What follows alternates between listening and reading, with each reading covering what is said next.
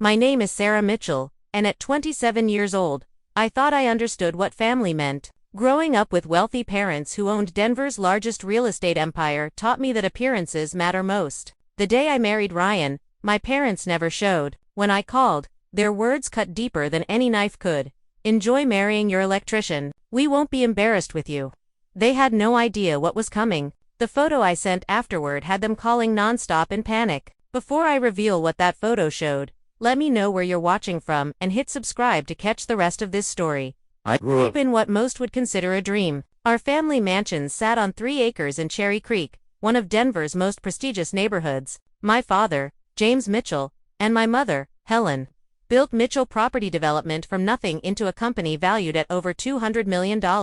From the outside, we had everything. Inside those perfectly decorated walls was a different story. From my earliest memories, I never felt like I was enough. My sister Ava, 2 years younger than me, somehow embodied everything my parents valued. She was naturally graceful, socially adept, and seemed to intuitively understand the unspoken rules of high society. "Sarah, why can't you sit properly like your sister?" my mother would say during our elaborate dinner parties. "Look at how Ava speaks to Mr. Thompson.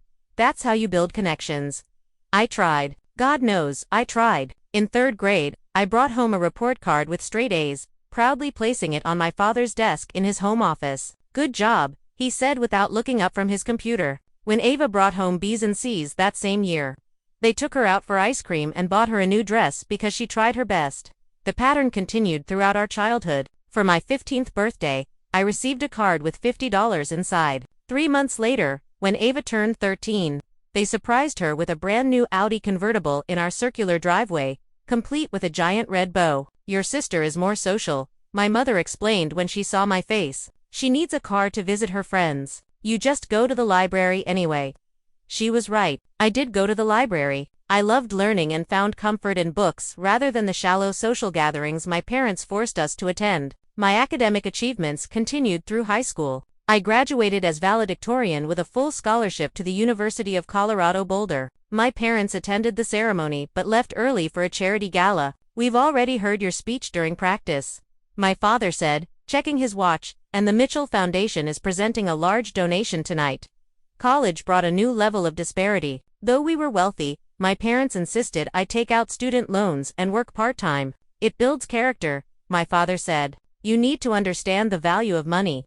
Meanwhile, Ava attended UCLA with a fully funded daddy account that covered not just tuition and housing, but also shopping sprees, spring break trips to Miami, and a luxury apartment in Westwood. I worked 20 hours a week at the campus bookstore while maintaining a 4.0 GPA in economics. When I needed a new laptop after mine died, I saved for 3 months. When Ava mentioned needing one during a family dinner call, my father ordered the latest Apple model that night with all the upgrades. "Your sister is studying fashion marketing," my mother said when I questioned the difference. "She needs a powerful computer for her design work." By my senior year, I had accepted that nothing I did would ever measure up in their eyes. So, I stopped trying to please them. I focused on building my own life on my terms. I graduated summa cum laude, found a position at a mid-size financial consulting firm, and rented my own apartment in Boulder. It wasn't luxurious, but it was mine. Every piece of furniture, every dish, every decoration represented my hard work and my choices. For the first time, I felt proud of my life without seeking validation from my parents. They seemed almost relieved by my independence. Our interactions became less frequent and more superficial. Sunday dinners dwindled to monthly obligations. Then to holiday appearances, where I would sit quietly while everyone fawned over Ava's latest accomplishment or boyfriend. "Sarah is doing fine," my mother would say when relatives asked about me. "She has a nice, steady job, very responsible." The subtext was clear: boring, unambitious, disappointing. But I had stopped caring. My worth wasn't determined by their approval anymore. I was building my own definition of success, one that valued integrity, hard work, and genuine connections over status and appearances. I was 27 years old, financially independent, respected in my field, and finally comfortable in my own skin. I had good friends who valued me for who I was, not what I could do for them. I had a cozy home that reflected my personality. I had built a life I was proud of. And then, on a rainy Tuesday in April, my bathroom pipe burst, flooding my apartment and bringing Ryan Carter into my life. I called the emergency electrician number in a panic. watching as water soaked through my bathroom floor and began seeping into my bedroom carpet. The dispatcher promised someone would arrive within an hour. 53 minutes later, there was a knock at my door. I opened it to find a tall man with kind brown eyes and a warm smile. He was wearing work boots and jeans with a navy blue polo shirt that had Carter Electrical embroidered on the chest. His hands were calloused but clean, and he carried a large toolbox. "Hi, I'm Ryan. Heard you've got a bit of an electrical situation tied to your plumbing issue," he said. His voice was deep and reassuring with just a hint of a Colorado accent. Despite my apartment crisis, I found myself noticing how his eyes crinkled when he smiled.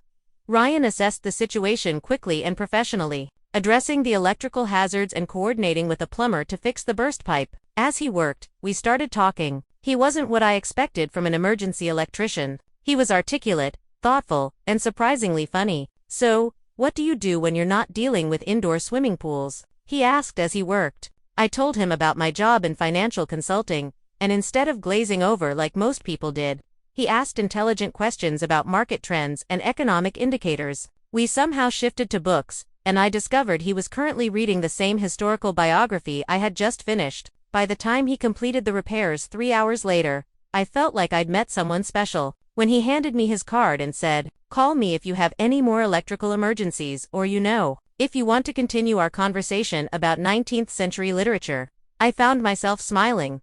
Our first official date was the following Saturday. We met at a small coffee shop halfway between our neighborhoods. What was supposed to be a quick coffee turned into a 4-hour conversation that flowed effortlessly. Ryan was unlike anyone I'd ever dated. He was completely present, genuinely interested in my thoughts, and refreshingly authentic. Over the next few months, we went on simple but meaningful dates. We explored bookstores, visited museums, took walks along the South Platte River, and cooked dinner together. I learned that Ryan read voraciously, played chess at a competitive level, and volunteered teaching basic home repair skills to teenagers in underserved communities.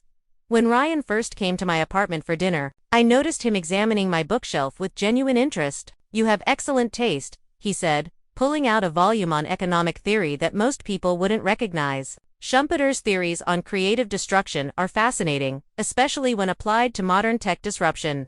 I stood frozen, wooden spoon in hand. "You've read Ryan grinned. "Is that surprising?" It was, and it wasn't. By then, I knew Ryan was intelligent and curious, but his knowledge was deeper and broader than I'd expected. That night, I realized I was falling in love with him. After 3 months of dating, I decided to introduce Ryan to my parents. We were attending one of their obligatory family dinners, and though I was nervous, I hoped they would see what I saw in him. I was wrong. The moment I introduced Ryan as an electrician, my father's smile became fixed and wooden. My mother's eyebrows rose fractionally before she composed her features. "How interesting," she said, her voice dripping with forced politeness. "And how did you two meet?" When I explained about the burst pipe and electrical issue, my mother exchanged a look with my father that spoke volumes. Throughout dinner, they directed minimal conversation toward Ryan, focusing instead on Ava's latest achievements in her fashion marketing career and her new boyfriend, Ethan, whose family owned a chain of luxury hotels. Ryan remained polite and engaged despite their coldness. He asked thoughtful questions about my father's business and complimented my mother on the house. His calm confidence never wavered, even when my father cut him off mid-sentence to ask Ava about her recent trip to Paris. In the car afterward, I apologized profusely. "I'm so sorry, Ryan. They were incredibly rude." Ryan took my hand. "Sarah, you never have to apologize for other people's behavior, not even your parents." The next morning, my mother called. "Sarah, darling, you know we want you to be happy," she began, her voice honeyed with false concern. "But an electrician? Really? What kind of future can he provide? What will we tell our friends?" "Mom, Ryan is intelligent, kind, and hardworking. He owns his own business, and he makes me happy. That's all that should matter." She sighed dramatically. "You've always been stubborn. Just think about what you're doing. You could do so much better." My father was more direct when he called later that week. "This is just a phase," he said dismissively. "When you're ready to be serious about your future, let us know. We have several associates with sons who would be much more suitable." Each subsequent family gathering followed the same pattern. Ryan was either ignored or subjected to subtle digs about his education and profession. My mother would pointedly discuss Ava's boyfriend Ethan and his Stanford MBA.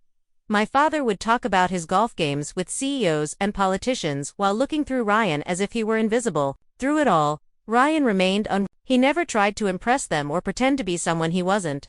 He simply continued to be the thoughtful, intelligent man I was falling deeper in love with every day. 6 months into our relationship, Ava and my parents organized a weekend at our family's Vale house. Against my better judgment, I agreed to bring Ryan. The weekend was a parade of my mother accidentally set only 5 places at a 6-person table. My father discussed investment strategies, deliberately using jargon and inside references that excluded Ryan.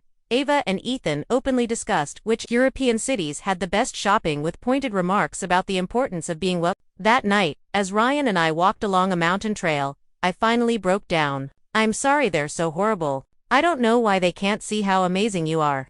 Ryan pulled me close. They see me exactly as they want to see me. It has nothing to do with who I actually am. There was something in his voice that made me look up. What do you mean? Ryan smiled mysteriously. I have something to show you when we get back to Denver.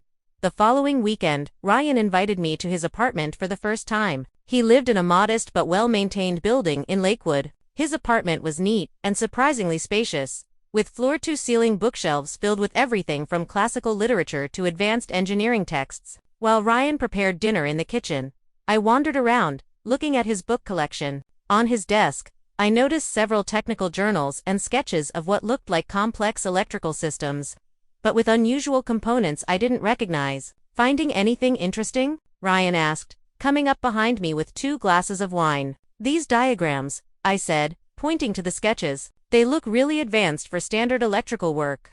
Ryan smiled, a hint of nervousness in his expression. That's because they're not standard electrical work. They're designs for an energy-efficient smart home system I've been developing. He set down the wine glasses and pulled out a chair for me. I haven't been completely honest with you, Sarah. Or rather, I haven't told you the whole story. My heart raced as Ryan took a deep breath. I didn't start out as an electrician. I have a degree in electrical engineering from Caltech. I worked for 6 years at Horizon Technologies as a senior systems engineer. I stared at him, trying to process this information. You're an engineer, but why are you working as an electrician? Ryan smiled ruefully. The short version: burnout and purpose. I was designing components for military applications, working 80-hour weeks, and feeling increasingly disconnected from any real impact. When my father got sick 4 years ago, I took a leave of absence to help with his electrical business, and something unexpected happened.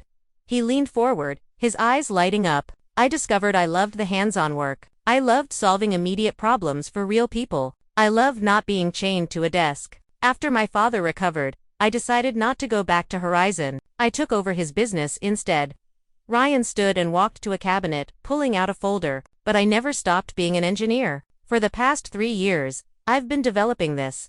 He handed me the folder, which contained patents and technical specifications for something called the EcoSmart system. It's a smart home energy management system for residential use, Ryan explained. It reduces household energy consumption by up to 60% without changing user behavior. I've been testing prototypes in some of my clients' homes, refining the design based on real-world use.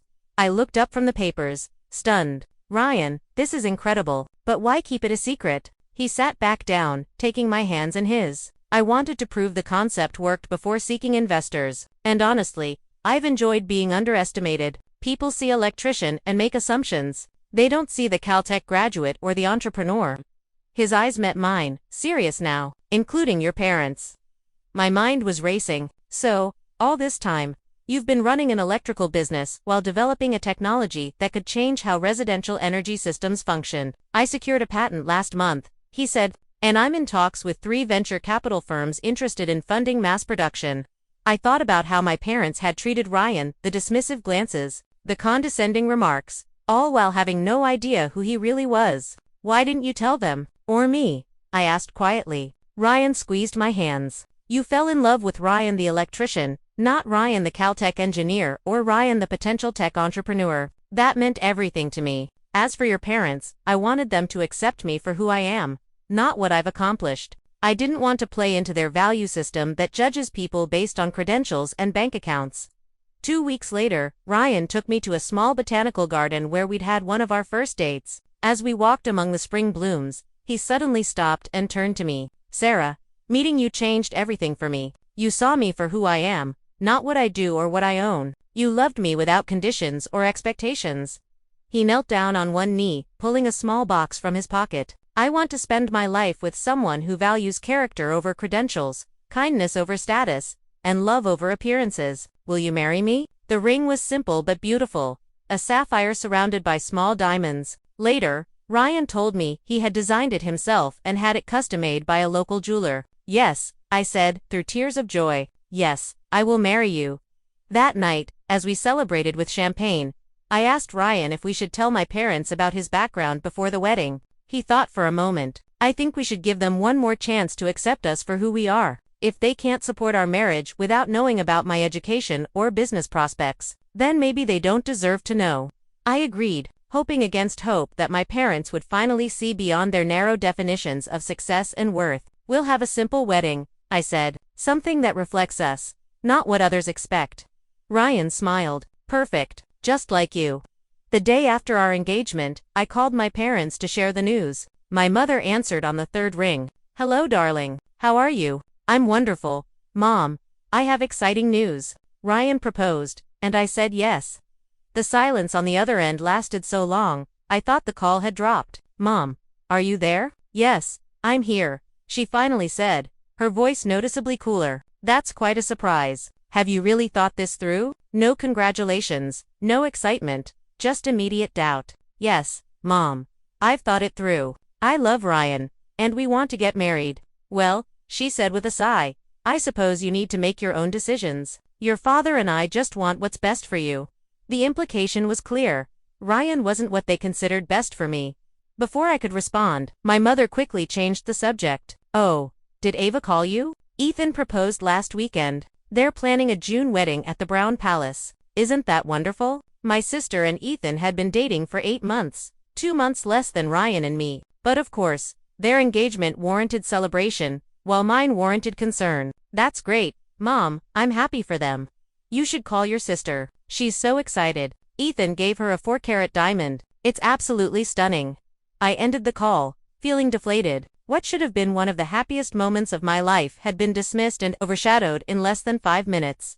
Over the next few months, the contrast in how our respective engagements were treated became increasingly obvious and painful. My parents threw an elaborate engagement party for Ava and Ethan at their country club. 200 guests, champagne, fountains, a string quartet, and professional photographers ensured the event would be featured in Denver's social pages. Ryan and I received no such celebration. When I asked my mother if they were planning anything for us, she looked uncomfortable. "Well, darling, we thought you might prefer something more low-key, given Ryan's situation."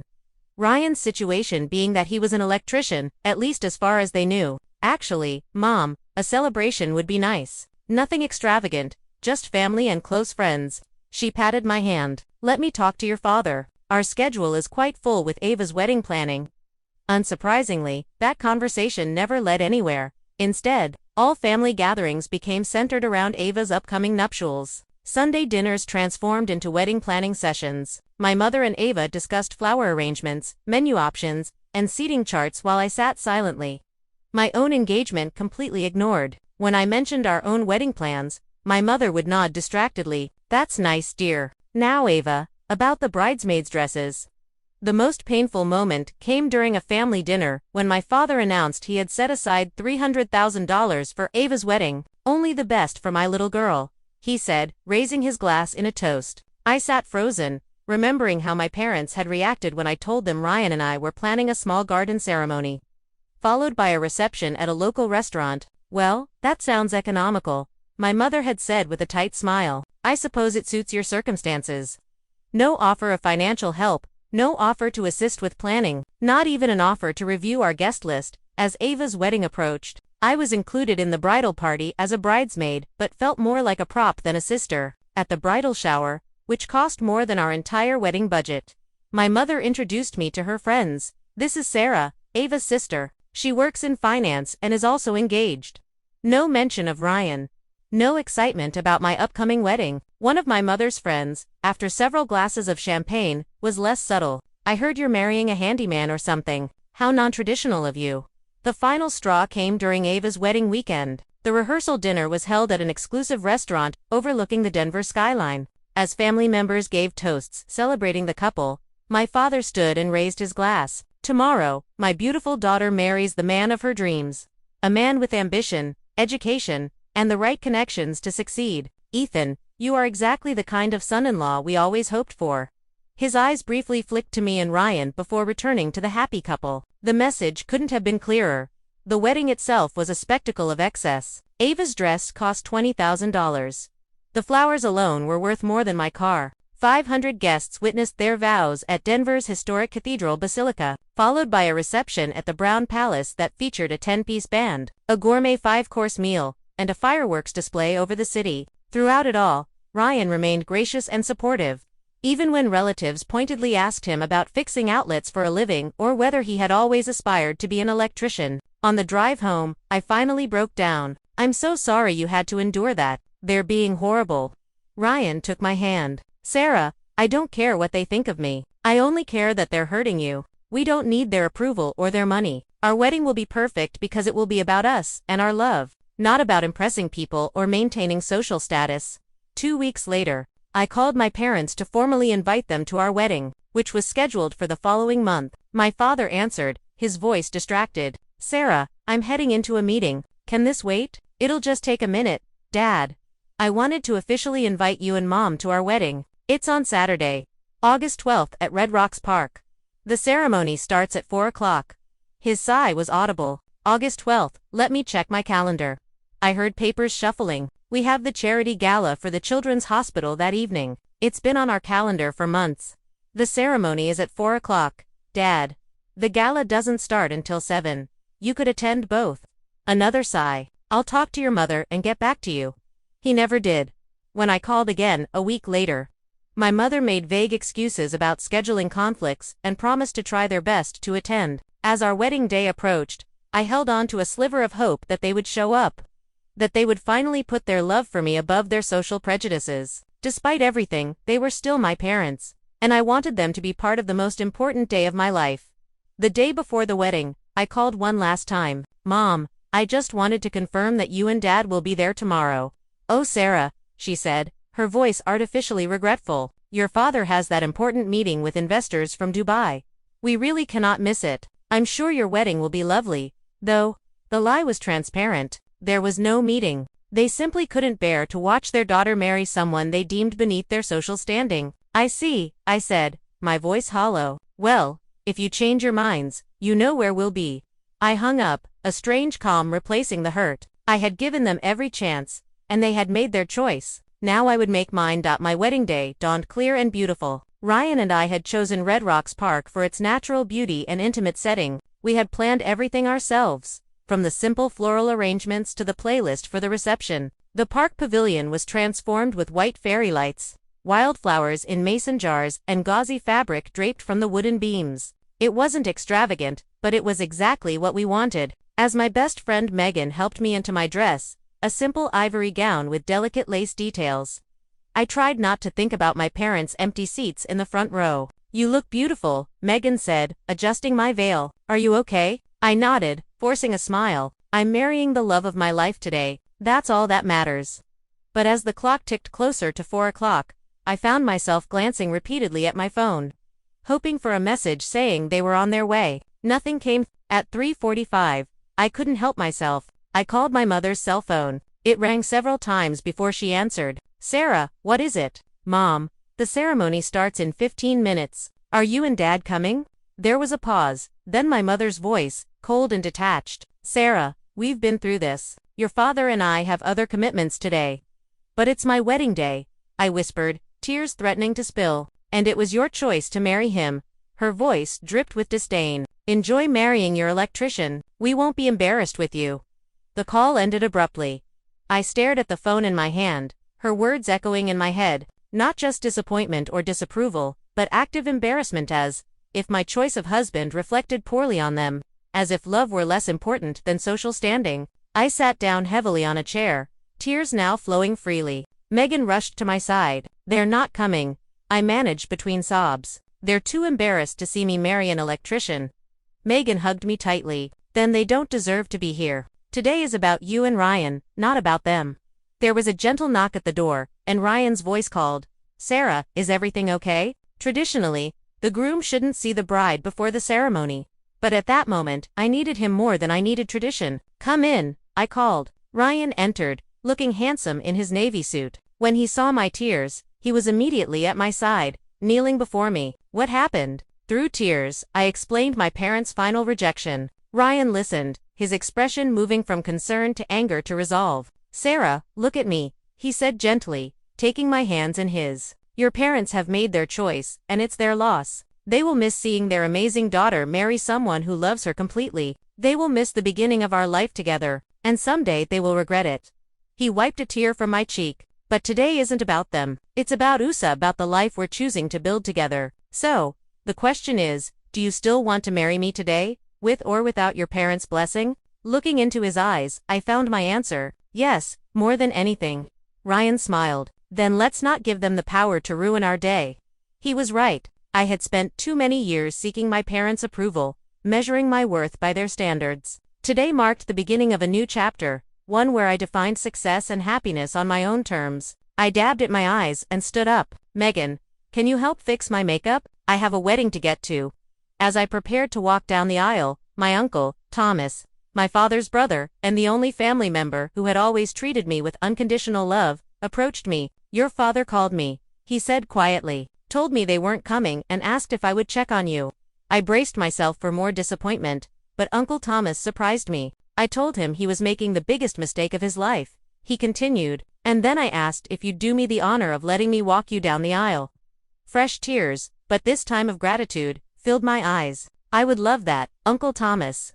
"Your Ryan is a good man," he said as he offered his arm. "Anyone who takes the time to know him can see that." The ceremony was everything I had hoped for. Ryan's eyes when he saw me walking down the aisle. The personal vows we had written. The intimate gathering of friends who truly cared about us all, combined to create a moment of perfect joy. During the reception, I found myself actually grateful for my parents' absence. There was no tension, no awkward conversations, no subtle disapproval casting a shadow over our celebration. Instead, there was laughter, dancing, heartfelt toasts, and genuine warmth. Ryan's parents, a kind retired couple who had driven up from Colorado Springs, embraced me like a daughter. His father, the original founder of Carter Electrical, beamed with pride as he watched his son dance with his new wife. "He's never been happier than he is with you," Mrs. Carter told me as we shared a quiet moment. "That's all any parent should want for their child." As Ryan and I danced our first dance as husband and wife, I realized that I felt lighter, freer than I had in years. The weight of trying to earn my parents' approval had finally lifted. "No regrets," Ryan whispered as he held me close. I looked up at him, at the man who loved me for exactly who I was, who had never tried to change me or make me feel less than. Not a single one. Later that night, as we prepared to leave for our honeymoon, a simple weekend at a lakeside cabin in Grand Lake, I had a sudden inspiration. Taking out my phone, I found a photo that had been taken earlier of Ryan speaking with some of his Caltech colleagues who had attended the wedding. In the background was a banner congratulating Ryan Carter, CEO of EcoSmart Systems. Without hesitation, I sent the photo to both my parents with a simple message: "Thought you might like to see a picture from the wedding you missed." Then I turned off my phone, took my husband's hand, and walked toward our future.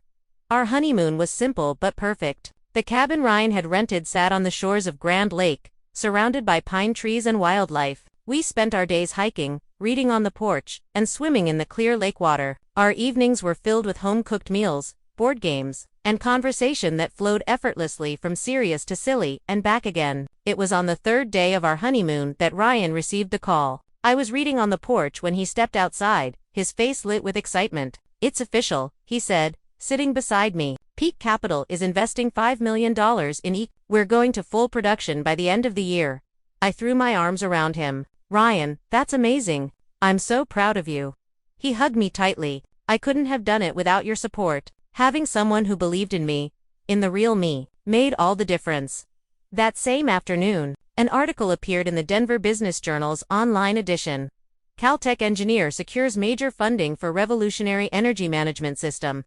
The article detailed Ryan's background, his education at Caltech, his years at Horizon Technologies, and his vision for EcoSmart Systems. It quoted several industry experts hailing the technology as potentially game-changing for residential energy conservation. When I turned my phone back on that evening, I wasn't surprised to find it flooded with notifications. 27 missed calls from my parents. 15 text messages, increasingly urgent. Sarah, call us immediately. We need to talk about Ryan. Why didn't you tell us about his background? Please call as soon as you get this. I showed the messages to Ryan, who raised an eyebrow. Interesting timing on their sudden interest in me. I nodded, feeling a complex mix of emotions. Part of me wanted to ignore them completely. Another part wanted to call and unleash years of pent-up hurt and anger. But the largest part of me simply felt sad for them. For how their narrow view of success and worth had blinded them to what truly mattered. What do you want to do? Ryan asked. I thought for a moment. Nothing for now. We're on our honeymoon. They can wait. We enjoyed the rest of our time at the lake, deliberately putting thoughts of my parents aside. We returned to our apartment the following Sunday, refreshed and happy, ready to begin our married life together. Monday morning brought a new wave of calls and messages from my parents. I finally texted my mother back from honeymoon. Very busy with work this week. Will call when I have time. Her response was immediate. We'd like to take you and Ryan to dinner tonight. The Buckhorn Exchange at 7. It's important. I showed the message to Ryan, who smiled wryly. Well, that didn't take long. What do you think? I think I'm not ready to pretend everything is fine, I said honestly, but I'm curious what they have to say. Ryan nodded. How about we invite them here instead? Home field advantage. We agreed to have my parents over to our apartment that evening. I spent the day alternating between work and anxiety, unsure how to feel about this sudden change in their attitude. At precisely 7 o'clock, the doorbell rang. My parents stood in the hallway, my mother clutching a large gift bag, my father holding a bottle of expensive champagne. They looked immaculate as always, but there was an unfamiliar nervousness in their posture. Sarah, darling, my mother said, moving to embrace me. I accepted the hug stiffly, then stepped back to stand beside Ryan. Please come in, I said formally, as if they were business associates rather than family.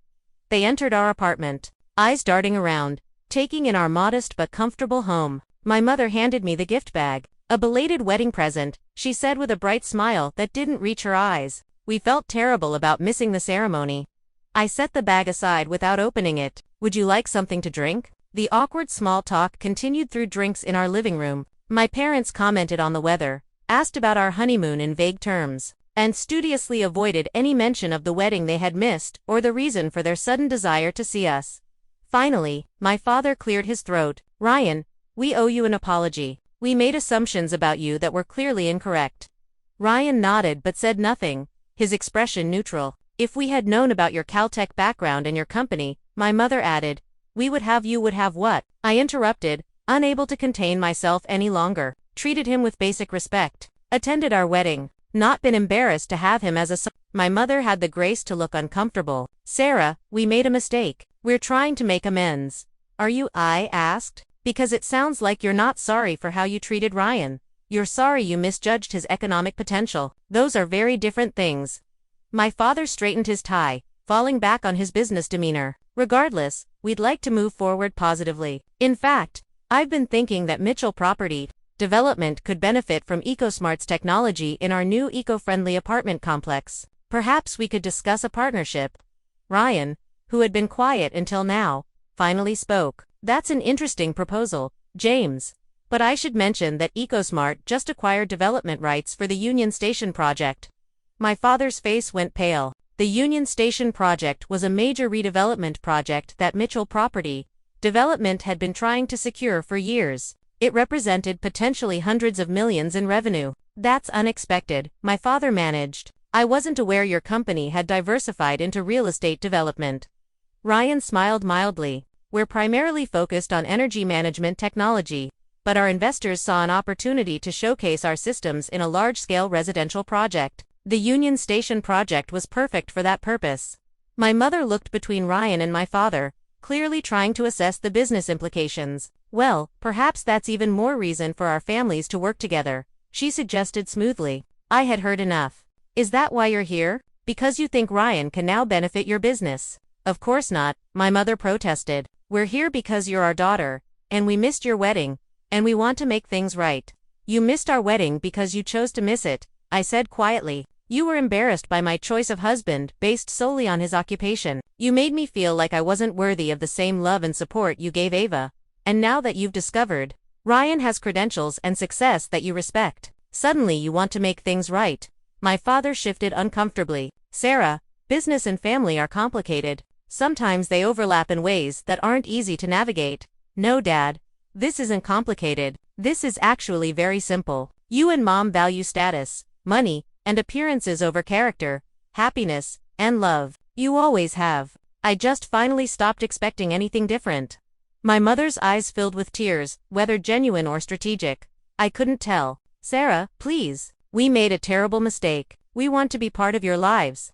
Ryan reached for my hand, a silent show of support. I squeezed his fingers, drawing strength from his presence. I said carefully, that we all need some time. Ryan and I are starting our life together. We're building something based on mutual respect, honesty, and unconditional support. If you want to be part of that life, you'll need to demonstrate that you understand and share those values. My parents exchanged glances, clearly not having expected this response. What does that mean, exactly? My father asked. It means this isn't a business negotiation, Ryan said quietly. It means you can't fix this with expensive gifts or strategic partnerships. It means you need to earn back Sarah's trust by showing genuine change. My parents left shortly afterward, subdued and uncertain. As I closed the door behind them, I felt a curious mixture of sadness and strength. Are you okay? Ryan asked, pulling me into a hug. I nodded against his chest. I think so. For the first time, I feel like I stood up for myself with them without needing their approval afterward. Ryan kissed the top of my head. I'm proud of you. And whatever you decide about your relationship with them going forward, I'll support you. That night, lying in bed, I realized something important. My parents' rejection had always felt like a judgment of my worth. But now I understood their behavior reflected their limitations, not mine. I could choose to keep giving them the power to hurt me. Or I could choose to define my own value based on the life I was building and the love I both gave and received. The choice was finally clear. In the months that followed, I maintained limited contact with my parents. Our interactions were civil but distant, like acquaintances rather than family. I stopped expecting them to change overnight and instead focused on healing my own wounds. With the encouragement of Ryan and my closest friends, I started seeing a therapist to work through years of conditional love and emotional neglect. Dr. Newman helped me understand that my parents' inability to love unconditionally wasn't because I was unworthy, but because of their own limitations and the values they had been raised with. You can love your parents, she told me during one session, without allowing their judgment to determine your self-worth. Those words became a mantra as I worked to build healthier boundaries and expectations. Meanwhile, Ryan's company flourished. EcoSmart Systems launched their first production line of energy management units, which quickly gained attention for their effectiveness and ease of installation. The Union Station project became a showcase for sustainable urban development, featuring EcoSmart technology throughout the residential and commercial spaces. My own career advanced as well. I was promoted to senior financial consultant, managing a team of analysts and working with clients to develop sustainable investment strategies. Ryan and I bought our first home, a charming colonial in Arvada with enough space for the family we hoped to start. 6 months after our wedding, we received unexpected news. My sister Ava called late one night, her voice shaking with suppressed tears. Sarah, I need your help. Ethan and I are getting divorced. I sat up in bed, immediately concerned, despite our complicated relationship. What happened? He's being investigated for financial fraud. Apparently, he's been running a Ponzi scheme through his family's hotel chain. The FBI raided our apartment yesterday. My mind raced. Ethan had been my parents' ideal son-in-law, the perfect addition to their social circle, the man with the right credentials and connections. Are you okay? Do you need a place to stay? There was a pause, then a soft sob. Would you really let me stay with you after how I treated you and Ryan? The truth was, Ava had been as much a product of our parents' values as I had been, just in a different way. While I had been made to feel inadequate, she had been raised to believe her worth came from social status and material success. Of course, I said, that's what family does. Ava moved into our guest room the next day, bringing only 2 suitcases of personal belongings. Everything else had been seized as part of the investigation. My parents' reaction to the scandal was swift and harsh. They distanced themselves publicly from Ethan and pressured Ava to complete the divorce quickly to minimize social embarrassment. What they hadn't anticipated was that Ethan had involved Mitchell Property Development in several of his fraudulent schemes. As the investigation expanded, my parents found themselves facing difficult questions about their business practices and financial relationships. "I never knew," Ava confessed one evening as we sat in our kitchen. "Ethan handled all our finances. I just signed whatever he put in front of me." "It's not your fault," Ryan assured her. "Con men are good at what they do precisely because they seem trustworthy." Living with us, Ava saw a different kind of relationship than what she had experienced with Ethan or observed between our parents. She watched as Ryan and I made decisions together, supported each other's careers, and built a partnership based on mutual respect rather than social advantage. "You're actually happy," she said one day, the realization seeming to surprise her. "Not just Instagram happy or country club happy, actually happy." I smiled. "We are. And Mom and Dad were willing to miss this because Ryan was an electrician. They missed it because they couldn't see beyond their own narrow definition of success." I corrected gently, "But people can change if they want to badly enough."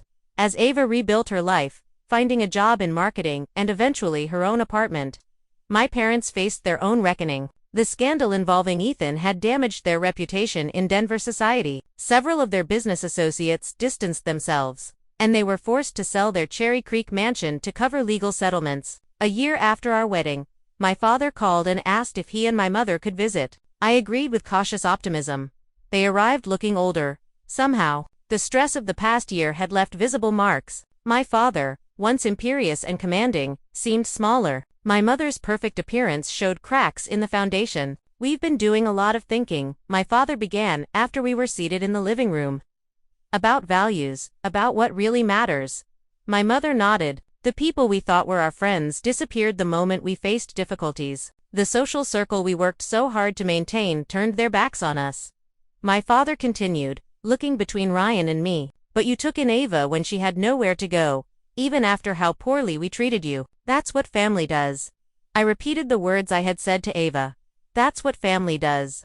"We're learning that," my mother said quietly, "the hard way." My father cleared his throat. "We were wrong about everything that matters. Wrong about Ryan. Wrong about what makes a successful marriage. Wrong about what makes a successful life. We don't expect forgiveness," my mother added. "We just want a chance to do better, to be the parents you deserved all along." I looked at Ryan, who gave me a subtle nod of support. "I can't promise that things will go back to normal," I said carefully, "because the old normal wasn't healthy, but we can try to build something new, something better."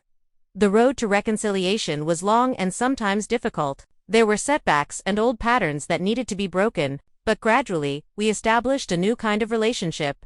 One based on genuine connection rather than expectations and judgment. My parents began therapy themselves, working to understand how their own upbringings had shaped their values and behavior. They developed a genuine appreciation for Ryan, not just for his business success, but for his character and the way he loved me. 2 years after our wedding, when Ryan and I announced we were expecting our first child, my parents' joy was unforced and "We want to be grandparents who accept and love unconditionally," my mother said, tears in her eyes. "The kind of grandparents we should have been as parents."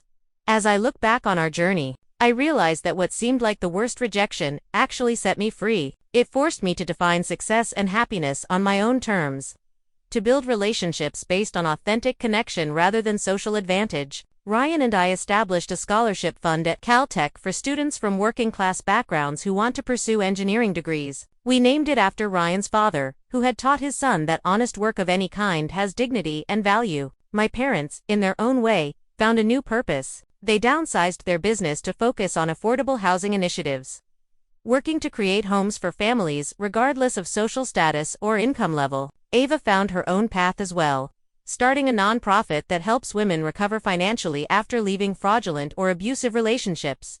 As for me, I finally understood that my worth was never determined by my parents' approval or by social status. It was always there, waiting for me to recognize and claim it for myself. If you've ever felt judged for your choices or measured against someone else's standards, remember this: sometimes the people who judge you most harshly are the ones who understand you least. Live your life according to your own values, not someone else's expectations. True happiness comes from being authentic, not from seeking external validation. Have you ever had to stand up for your choices against family pressure? How did you handle it? Share your story in the comments below. And if this resonated with you, Please like, subscribe, and share to help others who might be struggling with similar situations. Thank you for listening, and remember, you are worthy of love and respect exactly as you are.